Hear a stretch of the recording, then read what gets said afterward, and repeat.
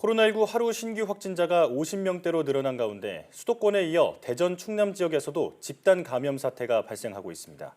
특히 대전 확진자들은 전파력이 매우 강한 것으로 나타나 변종 바이러스 가능성까지 제기되고 있는데요. 네, 코로나19 브리핑 고려대학교 약학대학 김정기 교수와 함께 자세한 이야기 나눠보겠습니다.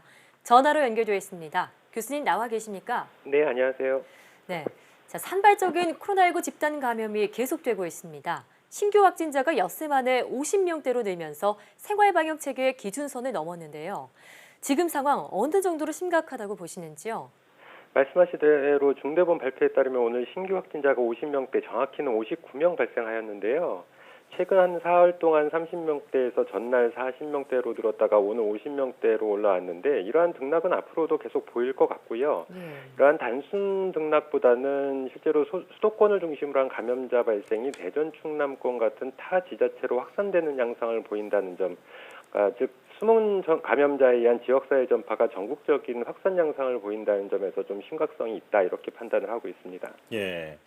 자, 그런 가운데 특히 이번 대전 확진자들에게서 발견된 바이러스가 전파력이 매우 강한 것으로 분석됐습니다. 변종 바이러스의 가능성도 있을까요? 어제 대전시 보건복지국장 기자간담회에서 나온 얘기인데 지난 15일 이후 대전 확진자 13명의 실시간 유전자 증폭 검사 결과값, 그러니까 PCR 결과값이 원래는 정확히 말씀드리면은 보통은 이제 CT 밸류라고 하는데요. 이 CT 밸류 값이 20 이하로 상당히 낮게 나왔다라고 합니다. 예. 통상 우리가 양성 판정을 하는 그 CT 밸류 값이 35인데 이보다 훨씬 낮은 값이 나왔기 때문에 아무래도 전파력이 강해진 변종일 가능성에 대해서 언급을 하였는데요. 말씀드린 이런 기본적인 CT 밸류 값이라고 하는 게 낮은 경우에는 이 검체 내에서 유전 물질, 즉 핵산이 많다는 얘기고요. 핵산이 많다는 얘기는 바이러스 양이 그만큼 많다는 얘기입니다. 그래서 검체 내에 바이러스 양이 많다는 얘기는 다시 말하면 그러니까 체내에서 증식력이 크게 높아졌다는 얘기로 볼 수가 있는데요. 아무래도 체내에서 바이러스 양이 많으면 그만큼 다른 사람들한테 쉽게 전파를 시킬 가능성은 높다라고 볼 수가 있습니다. 근데 다만 여기서 이제 중요한 부분은 앞서 말씀드린 35라는 값은 양성 판정 기준값이고요. 실제로 대전에서는 한 20 미만으로 나왔다라고 하는데 수도권이나 타 지역에서 채취한 검체들의 이 값이 아직까지 정확하게 공개되지 않고 있거든요. 그렇다 보니까 상대 비교하기는 조금 어려운 점이 있고요. 그리고 시료를 채취하는 시점이 공교롭게 대전 지역에서 이제 체내 바이러스 증식도가 굉장히 높을 때 채취한 것인지 아닌지 이런 거에 대한 종합적인 검토는 필요하다 이렇게 보고 있고 또 변종 가능성에 대해서는 이거 이외에도 추가적인 실험들이 필요하다 이렇게 보고는 있습니다. 자, 그러니까 유전자 증폭 검사 결과 검체 내 바이러스 양이 좀 많은 것으로 나타났고 그 결과 전파력도 높을 수는 있지만 아직 변종 바이러스의 가능성을 단언하기는 어렵다 이렇게 해석해 볼 수 있겠습니다. 자, 정은경 본부장이 코로나19가 기온 변화와 관계없이 장기간 유행할 것이라고 전망했습니다. 교수님께서도 계절적인 요인은 바이러스에 큰 영향을 미치지 않을 것이다 이렇게 여러 차례 말씀하신 바 있는데요. 혹시 바이러스가 장기화하면서 전염력이 더 강해질 가능성이 있을까요? 바이러스가 이 부분도 앞서서 여러 번 말씀을 드렸는데 바이러스는 시간이 지나면서 변이를 하게 되어 있고요. 특히나 코로나19 바이러스처럼 RNA 바이러스는 쉽게 변이를 일으키거든요.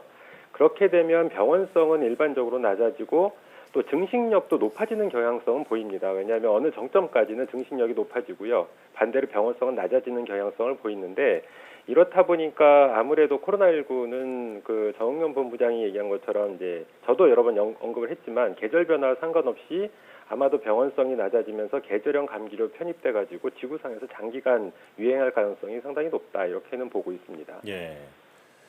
교수님께서는 그동안 방역의 선제적 조치를 강조해 오셨는데요. 2차 유행에 대한 우려가 점점 커지고 있는 가운데 우리가 우선 준비해야 할 것이 있다면 어떤 게 있을까요?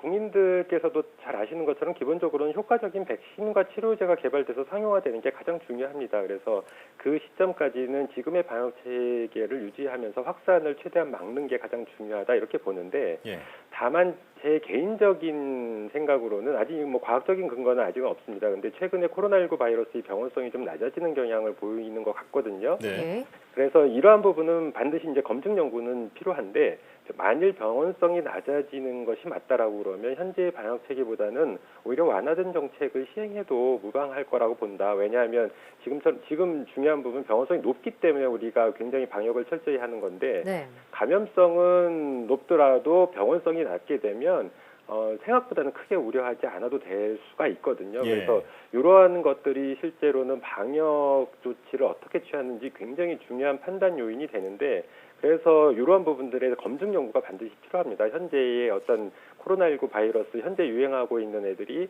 실제로 병원성이 낮아진 건지 아닌지 이러한 부분들에 대한 어떤 과학적인 근거 그리고 실험들이 반드시 필요하다 이렇게 보고 있습니다. 예. 일단 효과적인 백신과 치료제가 나오기 전까지는 방역 수칙을 지금처럼 철저히 지켜나가야겠습니다. 국내 코로나19 치료제와 백신 개발을 위한 영장류 감염 모델 실험이 이달 중에 시작이 됩니다. 이게 백신 개발에 가깝게 다가갔다 이런 얘기인지 궁금한데요. 일단 영장류 실험이 백신 개발 전체 과정 중에 어느 단계에 속하나요?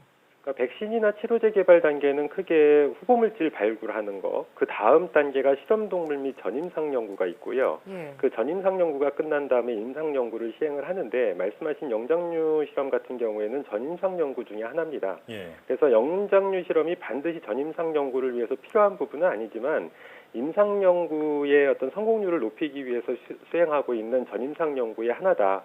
특히나 전임상 연구의 마지막 단계 이렇게 생각을 하시면 될 것 같습니다. 예. 네. 자, 수도권에서 시작된 집단 감염이 점차 주변 지역으로 퍼져나가는 모양새입니다. 국민 모두가 다시 한번 방역에 각별히 신경 써야겠습니다. 지금까지 고려대학교 약학대학 김정기 교수와 함께했습니다. 오늘 말씀 잘 들었습니다. 감사합니다.